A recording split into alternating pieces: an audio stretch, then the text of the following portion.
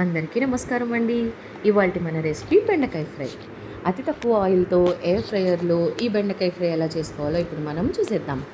ముందుగా ఒక బౌల్లో 1/2 కిలో బెండకాయలను తీసుకొని నీట్గా వాష్ చేసేసి, అలాగే ఇంకొంచెం వాటర్ నింపి దానిలో కొంచెం అంత ఉప్పు వేసి ఒక 10 నిమిషాలు పక్కన ఉంచండి.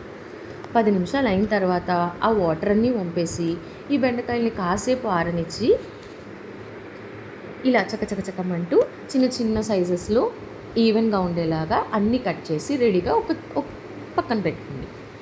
ఇలా రెడీ చేసి పెట్టుకున్న బెండకాయల్ని ఒక బౌల్లోకి ట్రాన్స్ఫర్ చేసుకొని కొంచెం అంత ఉప్పు వేసి నీట్గా కలుపుకోండి. అలా కలుపుకున్న తర్వాత కొంచెం అంత ఆయిల్ స్ప్రే చేసుకొని నీట్గా బెండకాయలన్నిటికీ ఆయిల్ పట్టేలాగా కలిపి ఉంచుకోండి. ఇక్కడ నేను పల్లి ఆయిల్ యూస్ చేస్తున్నానండి. మీరు ఏ ఆయిల్ అయినా మీరు యూస్ చేసుకోవచ్చు. ఇలా కలిపి రెడీ చేసి పక్కన పెట్టుకోండి. ఇప్పుడు మనం ఎయిర్ ఫ్రైయర్ బాస్కెట్ తీసుకొని అందులో బేకింగ్ పేపర్ అంటారు కదా, దాన్ని ఈవెన్గా స్ప్రెడ్ చేసుకోవాలి. ఇలా స్ప్రెడ్ చేసుకున్న బేకింగ్ పేపర్ పైన మనం ముందుగా రెడీ చేసి పెట్టుకున్న బెండకాయలని ఈవెన్గా స్ప్రెడ్ చేసుకోవాలండి. గుర్తుంచుకోండి, ఈవెన్గా స్ప్రెడ్ చేసుకోండి. దానివల్ల ఏమవుతుందంటే మనకి బెండకాయలు అనేవి కింద వైపు కుక్ అవ్వకుండా, పైనవి మాడిపోకుండా ఈవెన్గా కుక్ అవుతాయి. ఇలా పెట్టేసుకున్న తర్వాత ఎయిర్ ఫ్రైయర్ 200 degrees టెంపరేచర్కి 20 minutes చొప్పున బేక్ చేసుకోండి. ఈలోపు మనం పల్లీల్ని కూడా రెడీ చేసుకుందాం.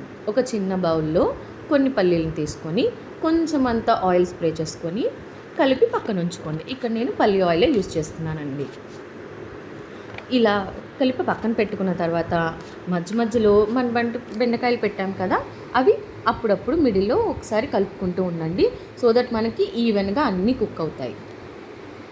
ఇలా బెండకాయలు తీసి పక్కన ఉంచాక అదే బాస్కెట్లో ఈ పల్లీల్ని కూడా వేసేసి 200 degrees టెంపరేచర్కి 5 minutes చొప్పున బేక్ చేసుకోండి.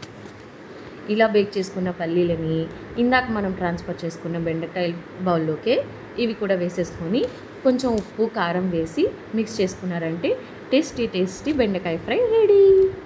మీరు కూడా టేస్ట్ చేసి ఎలా ఉందో నాకు కామెంట్ బాక్స్లో తెలియచేయండి.